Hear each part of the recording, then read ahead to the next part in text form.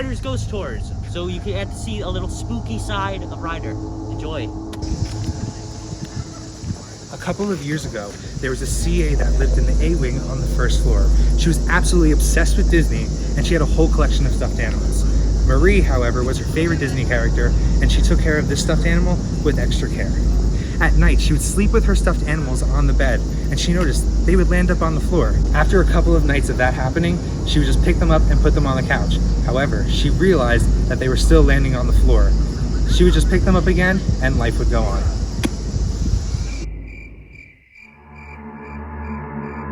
However, one night, the young lady noticed that Marie was slashed open at the seams. She tried to fix her, but went on with her day.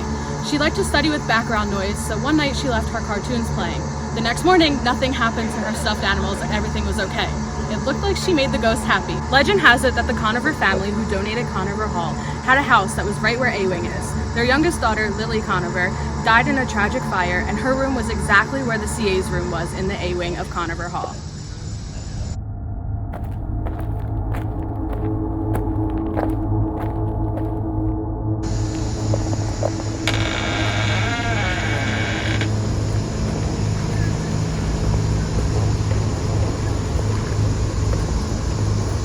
A few years back, a girl who lived here, about a week after classes started, the night before the year's I Love College party. She was on the look for a dress to wear to the party. It took hours for her to finally settle for one, and by the time she did, it was after midnight. Naturally, she had to wash it, so she went downstairs to the laundry room. Once she put it in the wash, she was looking for something to do, and so she went upstairs to do her chemistry homework. After falling asleep while doing it, she had woken up and realized that it was after 3 a.m. Worried that her clothes were stolen, she went back downstairs to the laundry room right there to be able to pick up her clothes. Now, usually around this time at night, Olsen is uncomfortably quiet, especially in the laundry room. The Olsen basement has a set of doors that keeps it closed. There's a small office with a cinder block to keep it open, and a row of windows near the ceiling. She turned on the lights, moved her clothes from the washing machine to the dryer.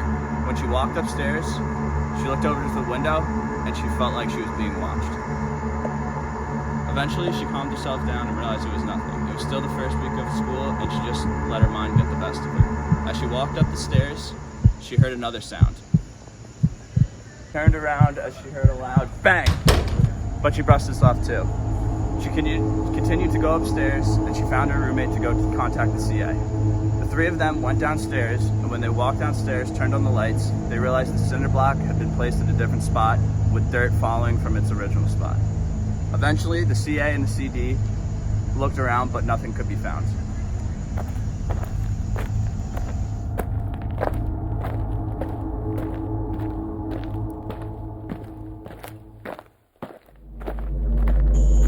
Being as though Ryder is a campus in New Jersey, we tend to have a lot of crazy weather, especially in the winter with our snowstorms. A lot of the times after a big snowstorm, students like to go outside with their cameras and take pictures around campus. In some of these pictures, there has been reports of a lady dressed in all white. No one knows who she is, but if you're lucky enough, you might be able to catch her.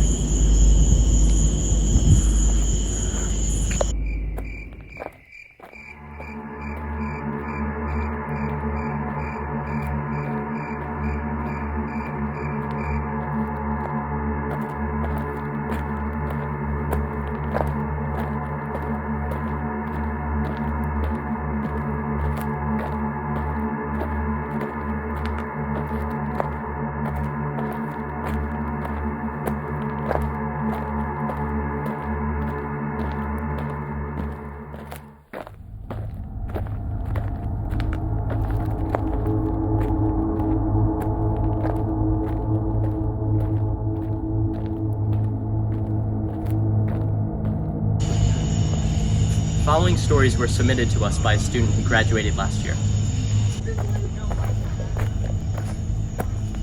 I've been involved in every single production at Rider University since my freshman year.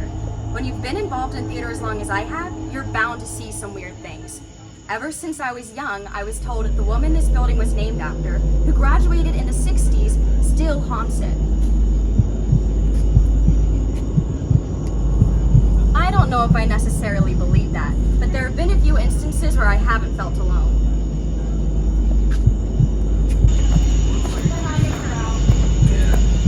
One night, I decided to work on a staging of a play that we were working on. And then from the Catskills above, I heard almost someone feeding wires through. So I told him to stop. The noise stopped, and then a few minutes later, I came back. So I just picked up my stuff and left. Never knew what it was, but it always seemed strange to me.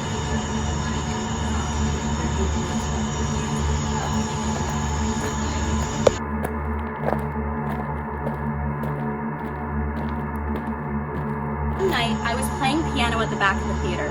I was up really late and I couldn't sleep, so I thought I'd pass the time.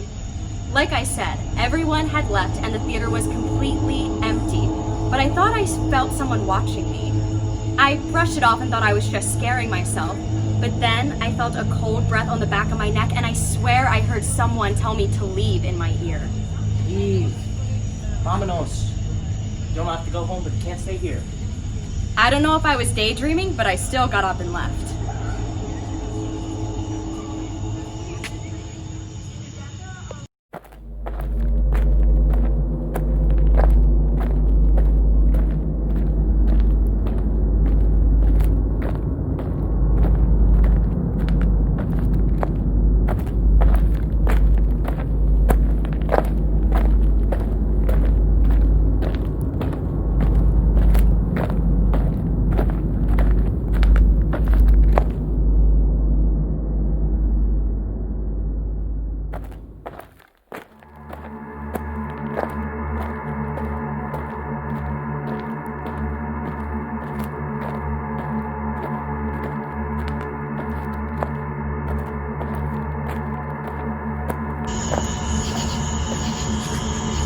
Years ago, there was a very large fire in Poita Hall.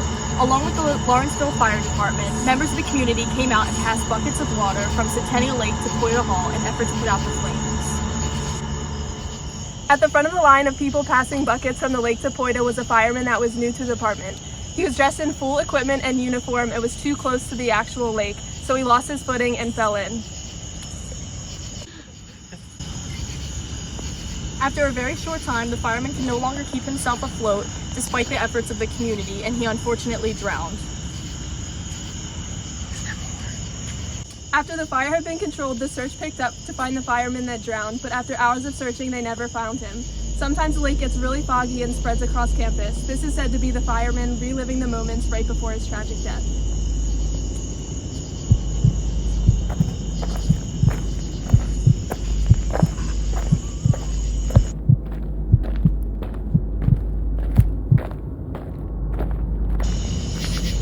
Back when Ryder was religiously affiliated, we used to hold Sunday school service.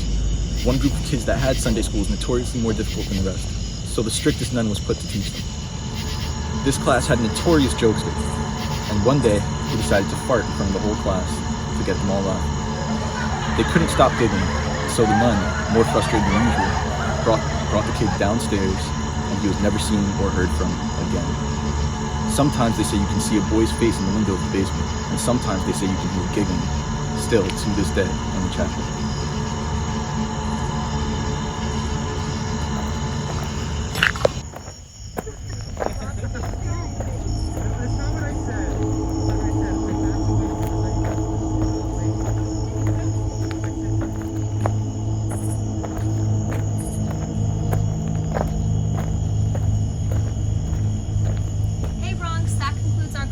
We're so excited to get to know you and can't wait for classes to start and to see you soon.